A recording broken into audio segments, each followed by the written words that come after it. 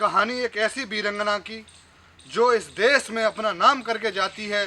परिवार के लोग ही की हैवानियत से किस तरीके से वो डाकू बनती है, डाकू बनने के बाद देश की सबसे ऊंचा सदन संसद में कैसे पहुंचती है।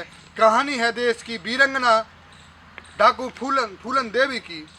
किस तरीके से उसका एक गरीब परिवार में जन्म होता है। जन्म होता है उत्तर प्रदेश के जालौन जिले के घुरा का पुरवा गांव में। उसे गुरहा का पुरवा भी कहा जाता है। बेहद ही गरीब परिवार में जन्म होता है। जन्म होने के बाद पिता का नाम देवी दीन बताया गया है, माता का नाम मुला देवी बताया गया है। इनसे पहले इनकी एक बड़ी बहन थी रुक्मिणी देवी और भाई का नाम सुबेदेव था। एक छोटी बहन का नाम मुन्नी देवी था। इनका परिवार में ज़मीन 40 बीघा थी और इनके चचा थे मायादीन। उन्होंने पिता की मृत्यु के बाद ज़मीन को हड़प लिया।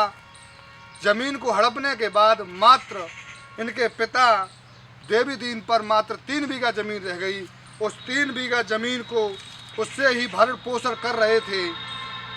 ऐसा नहीं पता था कि फूलन देवी ने थोड़ी चालाक किस्म की थी, अच्छी बुद्धिजीवी थी, तो उनके चाचा को हमेशा खटकती थी।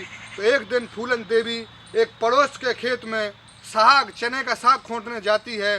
तो मायादीन को पता चल जाता है, तो अपने बेटे को भेजकर बहुत बुरी तरीके से बेदर्दी से मारता पीटता है।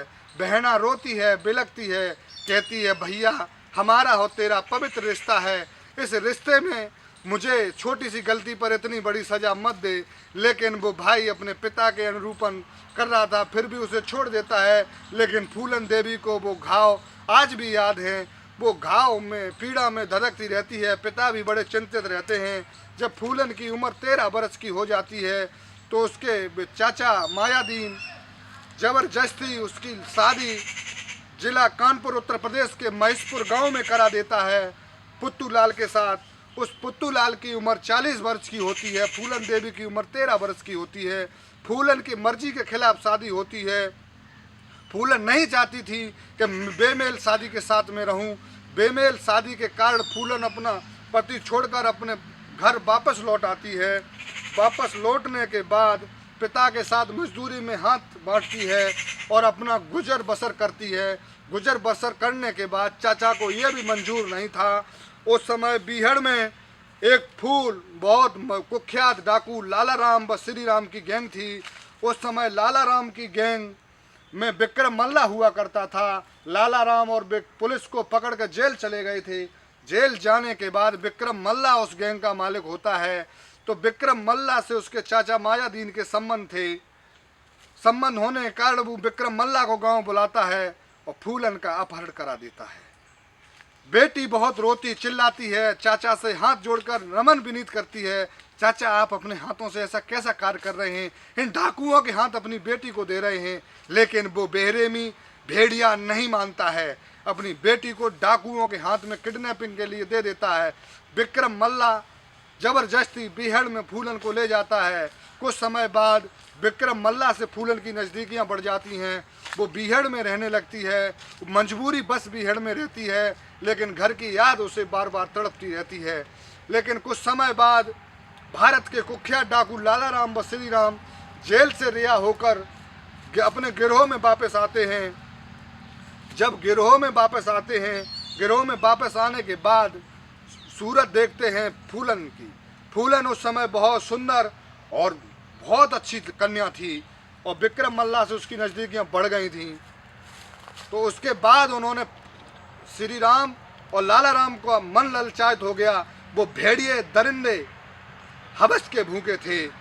हवस के भूख के कारण उन्होंने जब विक्रम मल्ला ने विरोध किया तो विक्रम मल्ला को बेदर्दी से गोलियों से भूंजकर मृत्यु के हवाले कर दिया। और फूलन ने वहाँ से भागने की कोशिश की, लेकिन हवस के भेड़ियों दरिंदों ने पकड़कर एक ठाकुरों का गांव पड़ता है बेमही ले आते हैं। ये घटना होती है 1983 में जनवरी में। ये बेमही ले आते हैं।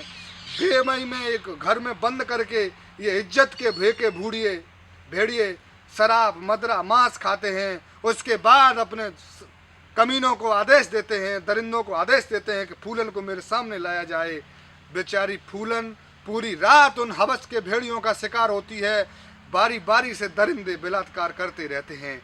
फूलन देवी चिल्लाती चीखती रहती है, ऐसा मेरे साथ अन्याय मत करो, ये गलत है। लेकिन वो इज्जत के भूखे भेड़िए, हवस के भूखे भेड़िए नहीं मानते हैं। फूलन देवी के साथ रात्रि में 13 लोगों ने बारी बारी से रेप किया, बलात्कार किया। उसके बाद इतने पर भी नहीं रुके हवस के भूखे भेड़िए। एक फूलन देवी जब बेहोश हो जाती है तो नगीन अवस्था में गांव में ही एक कुएं पर फेंक देते हैं। उसके बाद इन दरिंदों को जन क्या खुशी महसूस हो रही थी।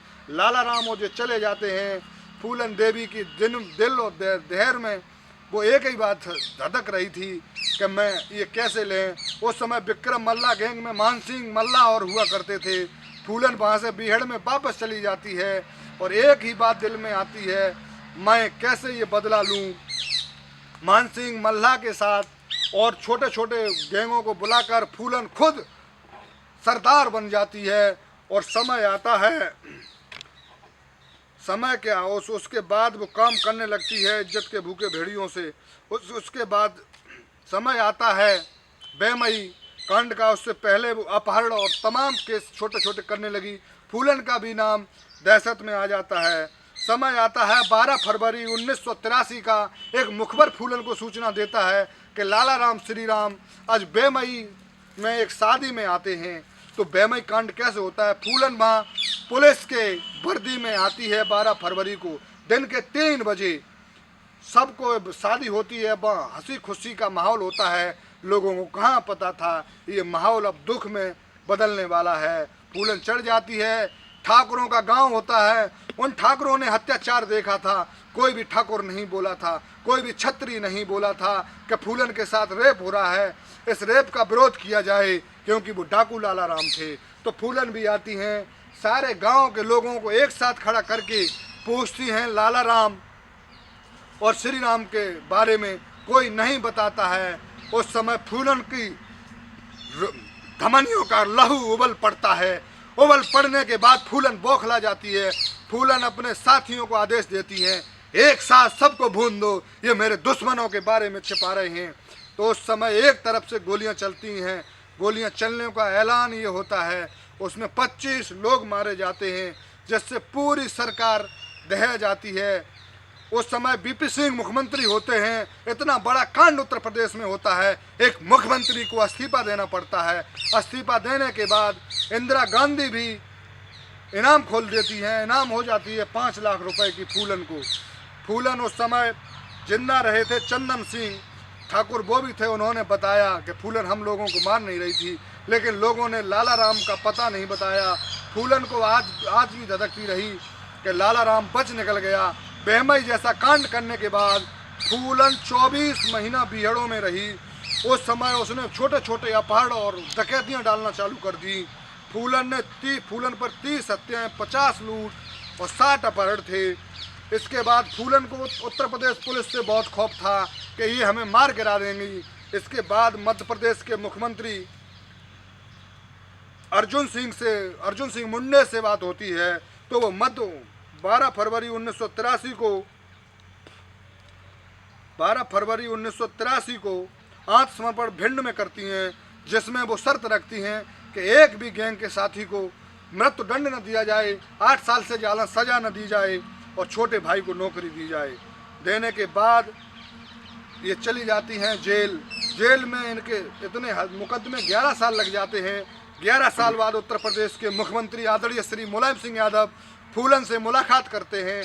मुलाकात के बाद 1994 में इन्हें जेल से रिहा करा देते हैं। फिर जेल से रिहा होने के बाद फूलन 15 फरवरी 1995 में एक दूसरी शादी करती हैं उमेश सिंह व्यक्ति से। उमेश सिंह नाम होता है और बौद्ध मंदिर में जाके करती हैं। उसके बाद बौद्ध धर्म अपना लेते हैं। मुलायम सिंह ने बहुत बड़ा फैसला लिया। आदरणीय मुलायम सिंह यादव सोचते थे कि फूलन के साथ ऊंची जात के लोगों ने जो अत्याचार किया है उसे फूलन ही समाज में अपने द्वारा दिखाएं। तो फैसला लेते हुए फूलन को 1996 में टिकट देते हैं मिर्जापुर की भदोई सीट से। भदोई सीट की 11वीं लोकसभा में अधिक मतों से जीतकर फूलन लोकसभा पहुंचती हैं। इमरजेंसी के कारण वहाँ इंदिरा के मध्यावधि चुनाव होता है। उस चुनाव में 12वीं लोकसभा फूलन हार जाती हैं। उसके बाद 98 के बाहरी 99 में पुनः चुनाव होता है। उस चुनाव में फूलन फिर जीत जाती हैं। जीतने के बाद फूलन की राजनीतिक गलियारों में बहुत चर्चा होने लगी थी। बिहड़ में कूदने के बाद, संसद में जाने के बाद, जब संसद में अपनी व्यथा सुनाती थी तो उस समय लोगों को पता चलता था तो लोगों के आंसू निकल जाते थे फूलन के किस्से सुनकर। लेकिन कहाँ, जब चर्चे और राजनीति में प्रखर राजनीतिक हो गई, राजनेत्री हो गई, उसके बाद कहाँ मंजूर था ईश्वर को। आ गया अंत समय का समय। 25 जुलाई 2001 की घटना, बंगले के सामने एक मारुति 800 खड़ी होती है। उस 800 मारुति से गोलियों की बरसात होती है। कुछ गोली छाती में, कंधे में और सिर पर लगती हैं और फूलन देवी का अंत हो जाता है। वहाँ से हमलावर भागते हैं, आगे एक टेम्पू में ऑटो से निकल जाते हैं। पुलिस एक पिस्टल, एक बंदूक, 12 नौकरी और गोलियां बरामद करती है। फूलन की बहन मुन्नी देवी ने उनके ही पति उम्मेद सिंह पर हत्या की साजिश का मुकदमा लिखाया था। लेकिन बाद में शेर सिंह राणा अपने जुर्म को कबूल करता है, थाने में जाकर स्वयं कबूल करता है। फूलन देवी का ऐसे अंत हुआ था और ये शेर सिंह राणा जेल से भाग जाता है 2 साल बाद। भागकर ये अफगानिस्तान में काबुल गंधार पहुंच जाता है।